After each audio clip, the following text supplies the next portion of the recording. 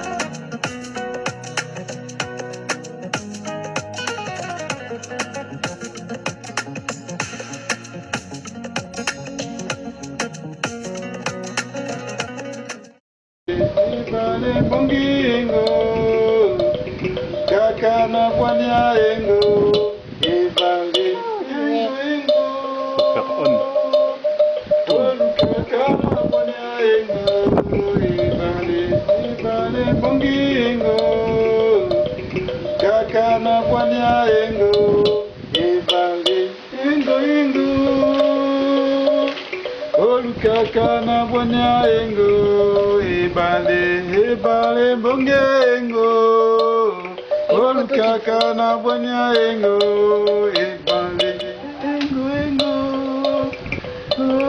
ol kakana bonya engo ibale bongengo ol kakana bonya engo ibale.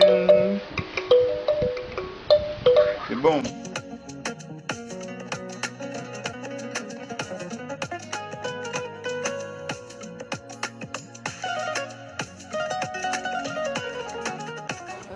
m'aviez dit que vous étiez chef d'orchestre de jazz, vous étiez écrivain, vous étiez poète. Donc c'est toujours dans le domaine africain ou au contraire c'est un petit peu plus vaste? Disons que je suis pluridisciplinaire puisque j'ai plusieurs formations. Je suis poète et je mêle la poésie au jazz puisque je suis saxophoniste de formation, mais j'ai abandonné le saxophone pour prendre le pupitre du poète parce que j'ai été influencé par des poètes de la Renaissance de Harlem, des hommes comme Claude Mackey qui était caribéen, originaire de la Jamaïque, des hommes comme Langston Hughes, et j'ai aussi été influencé par des hommes comme Guy Tyrolien, Paul Niger qui étaient des Guadeloupéens, Aimé Césaire, Fanon, etc. Et en ce qui concerne l'historiographie, c'est comme une longue tradition familiale, puisque mon père était pédagogue.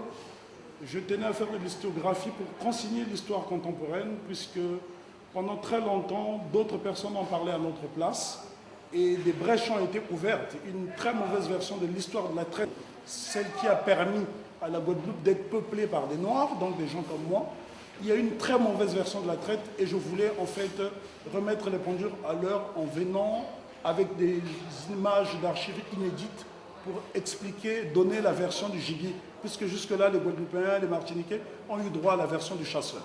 Alors, dans le cadre de cette biennale du mois de l'Afrique, quel sera votre rôle? Est-ce que vous allez tenir des conférences? J'ai une série de conférences, effectivement. Ce serait plutôt plus des exposés, puisque j'aime toujours m'appuyer sur des images d'archives inédites et des preuves pour pouvoir illustrer mon propos. Parce que généralement, beaucoup de gens se sont autoproclamés spécialistes de tel point, mais habituellement, ce sont des gens qui font de l'histoire avec l'émotion, avec leur imaginaire. Tandis que moi, ma marque de fabrique, c'est de prouver ce que je dis. Donc je ne fais jamais de conférence sans projeter les images, pour apporter les preuves. Donc effectivement, ma première conférence sera autour de Marcus Garvey, qui est un afro-caraïbien, qui est le père du panafricanisme des peuples, puisqu'il a été le premier homme à donner sa dignité à l'homme noir dans le Nouveau Monde, et qui a créé ce qu'on appelait la UNIA, Universal Negro Improvement Association, Association universelle pour le progrès de Noirs. Je parlerai donc de cet illustre personnage qui est considéré à juste titre comme la plus grande figure nègre du XXe siècle, qui est à la fois mon père spirituel et le père spirituel de tous les Rastas. Et en dehors de cela, je traiterai également un sujet assez délicat, mais combien important, qui nous permettra surtout de colmater les brèches, expliquer pourquoi l'homme noir est devenu la risée des Occidentaux pendant moins d'un demi-siècle. Parce que lorsqu'on regarde les images encore aujourd'hui à la télévision sur l'homme noir, c'est un cheval de course qui ne sait que courir. Je voudrais aussi montrer qu'en dehors de cela, nous savons faire des grandes choses. Et donc, cet exposé s'appellera « Le déficit de l'image de l'homme noir dans les médias occidentaux ». Faire la genèse, expliquer pourquoi nous sommes devenus la risée des autres depuis un certain temps. Et cela est lié à l'esclavage. Et enfin, je vais donc terminer la série de conférences avec un thème qui est, comment dirais-je, aussi délicat que les précédents, qui est traite négrière au pluriel, puisqu'il y en a eu 3. L'Afrique a subi 3 traîtres, ce que les gens ne savent pas. Voilà. Alors, dernière question. Donc, l'exposition à laquelle on se tient aujourd'hui au pavillon, c'est qu'il était une fois l'Éthiopie. Une réaction sur ce pays? Disons que l'Éthiopie est le seul pays africain qui n'a jamais été colonisé. Nous avons 2 grands symboles dans le monde noir. Le premier symbole, c'est Haïti, qui a été la première république nègre. Donc, pour la première fois, les Africains déportés dans le Nouveau Monde ont défait le colon. Et sur le continent, tout le continent était entre les mains des puissances occidentales. Mais pour la première fois, un pays qui était indépendant depuis la nuit des temps a réussi à bouter dehors les envahisseurs, les négriers, etc. Donc l'Éthiopie et Haïti restent les plus grands symboles du monde noir. Je vous remercie. Je vous en prie. Alors, monsieur Mouakoumi, si je prononce bien, donc vous êtes illustrateur, auteur-illustrateur Auteur-illustrateur de livres pour enfants. pour enfants. Donc vous aussi, vous êtes un invité d'honneur à ce mois de l'Afrique. Oui, j'étais invité pour animer des ateliers d'illustration, donc avec des jeunes, et puis parler aussi de la littérature de jeunesse africaine. Alors, quelle est cette littérature de la jeunesse africaine? C'est une littérature qui parle des réalités africaines. Je parle des réalités que je connais, donc j'essaie d'apporter une image positive par rapport à ce qui existe. C'est quoi l'image positive? Parce qu'il y a certaines valeurs qu'on a envie de défendre. Et il y a la nature, il y a la beauté de la nature, il y a des choses qu'on aime et qu'on a aussi envie de partager avec les autres. Et quand c'est fait par soi-même, ça a beaucoup plus d'importance, ça a beaucoup plus de valeur que quand c'est apporté de l'extérieur. Alors, vous venez de dire à l'instant que vous allez présenter vos ouvrages. Où exactement? C'est à la bibliothèque, ici en Guadeloupe. Ça sera aussi dans des librairies et puis il y aura des ateliers dans une salle qu'ils ont préparée. Et durant cet atelier, qu'allez-vous faire avec ces jeunes? Parce que j'imagine que c'est avec des enfants que vous allez Bon, en fait, il y a aussi des adultes, donc je vais apporter les mécanismes, des bases, comment on arrive à illustrer un bouquin, comment on arrive à faire de l'illustration. C'est un métier de séduction.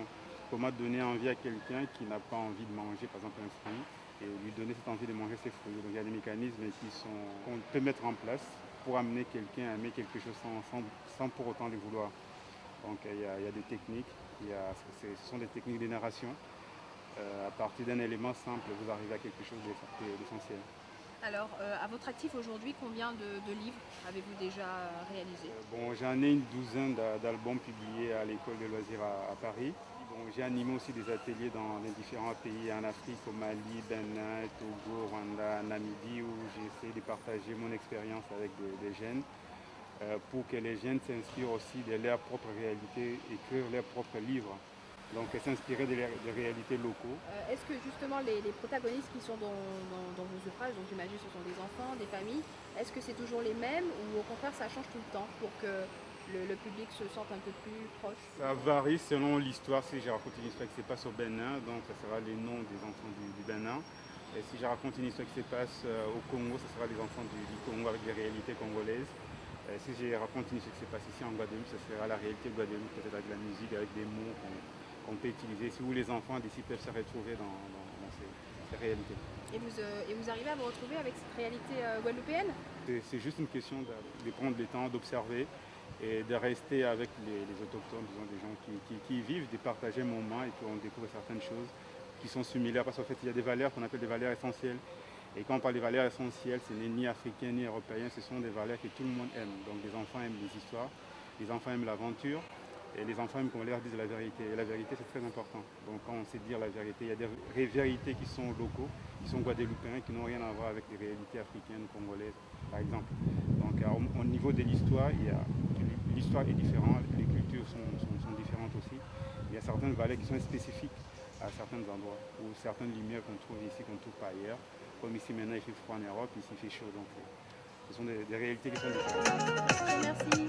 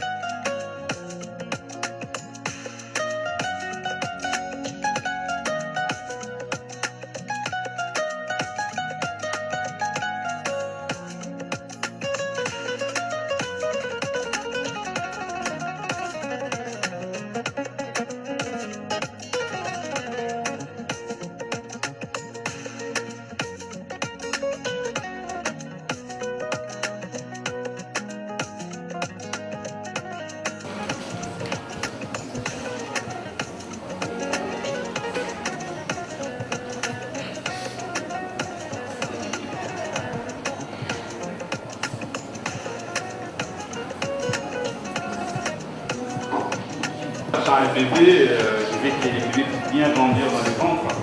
Donc je vais aller de l'autre côté de la forêt, essayer d'accueillir les sapins. Donc comme les fruits sont délicieux, et puis les lions va dire écoute, tu ne peux pas passer comme ça, il faut que tu passes d'abord sur moi. En moins d'une semaine, elle va tout finir. Elle va dire à l'homme d'aller de nouveau dans la forêt, aller chercher des sapins.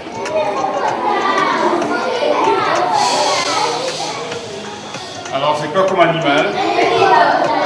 Voilà, c'est très bien. Et vous savez, l'hippopotame n'est pas beau du tout, l'hippopotame. Il est vilain. Il a la peau assez énorme, il a une dent, il a une dent assez couchue. Il a la peau assez épais, donc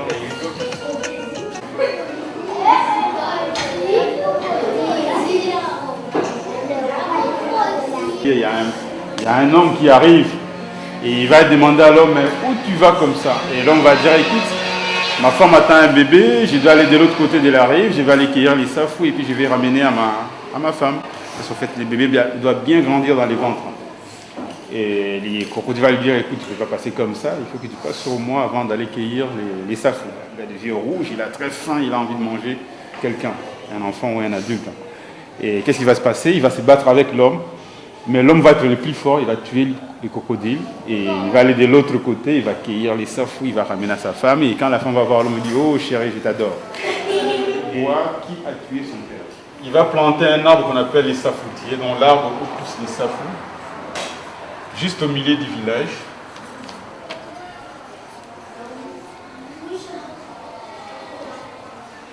Comme ça, tous les mamans qui attendent les bébés ne vont plus demander aux hommes d'aller dans la forêt pour aller cueillir les safous. Ils vont les trouver juste au milieu du village.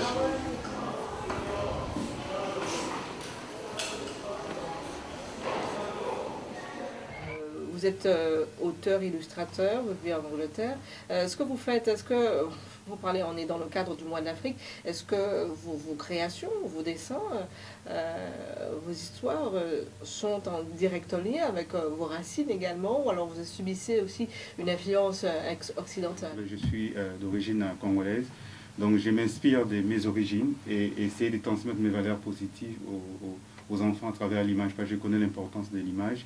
Je sais l'impact que ça peut jouer donc, sur la vie donc, des enfants. Justement, il y a eu des études qui ont été faites aux États-Unis. Si un enfant évolue dans un milieu donné et qu'il n'y a pas des images positives de lui-même, donc cet enfant sera affecté, il va garder une image négative. Donc il faut qu'il y ait des images qui parlent des choses positives de leur part, et cet enfant va avoir aussi des images positives plus tard dans l'avenir. Alors, par exemple, quel type d'images positives que vous exploitez qui sont d'origine congolaise par rapport à l'histoire, à la culture, à l'identité congolaise? Donc je m'inspire des réalités quotidiennes. En Afrique, les enfants sont très débrouillards, ils fabriquent eux-mêmes leurs jouets, et par contre en Europe, les parents achètent des jouets pour les enfants. Ça, ce sont des valeurs positives qui montrent la créativité et l'imagination des petits Congolais ou des enfants qu'on trouve parfois dans les continents africains.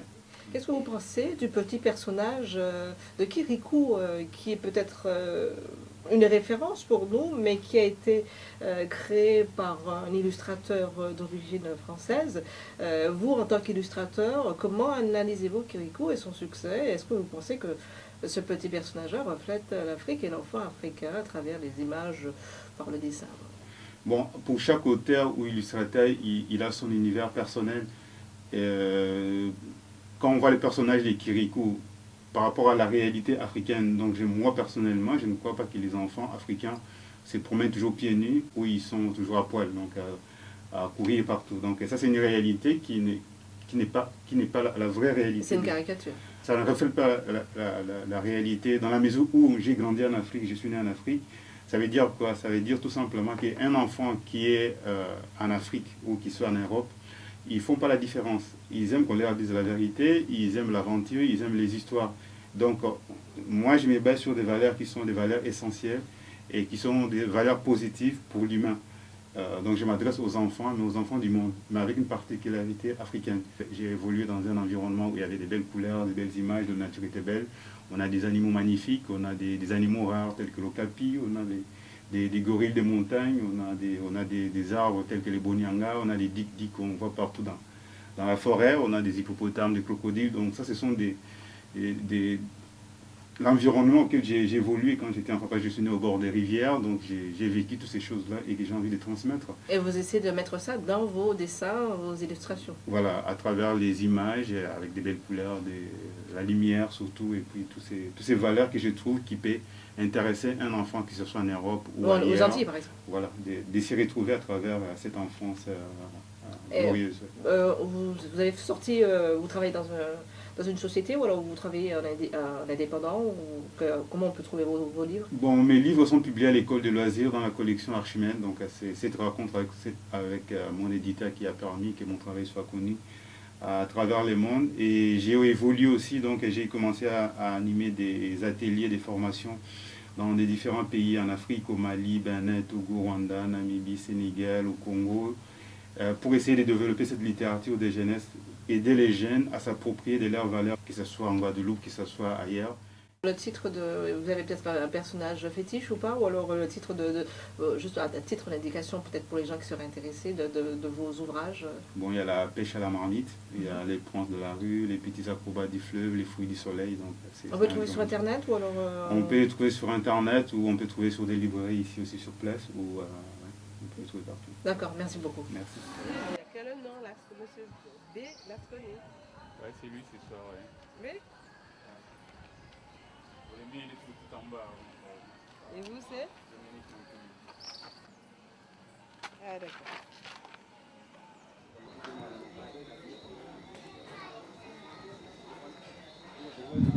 Oh, kita mau beli apa? Mais parce que c'est muito, pourquoi il vient à vous puis on sent que la vie c'est pour moi qui était là. Je vous demande d'accueillir M. Lasconi pour cette conférence de ce soir.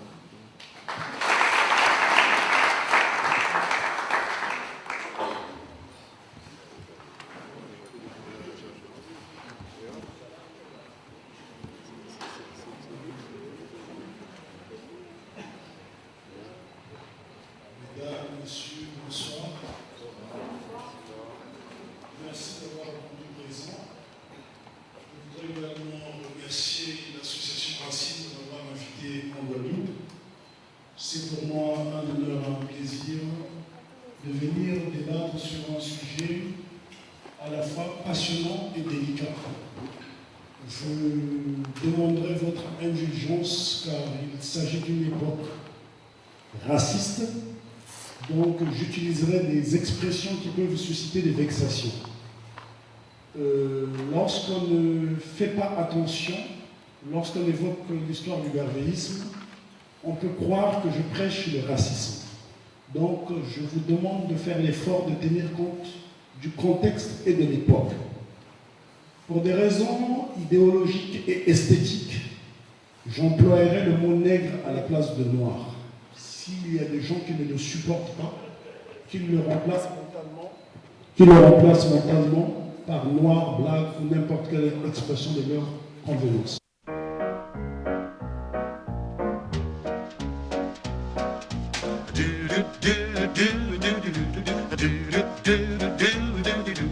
Was three children from the land of Israel, Shadrach, Meshach, Abednego, took a little trip to the land of Babylon. Shadrach, Meshach, Abednego. Nebuchadnezzar was the king of Babylon. Shadrach, Meshach, Abednego. He took a lot of gold and made him an idol. Shadrach, Meshach, Abednego.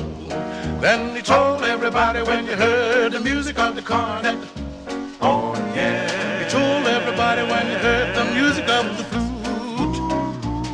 Then he told everybody when you heard the music of the horn. Good God, then you got to bow down and worship an idol. Shadrach, Meshach, Abednego.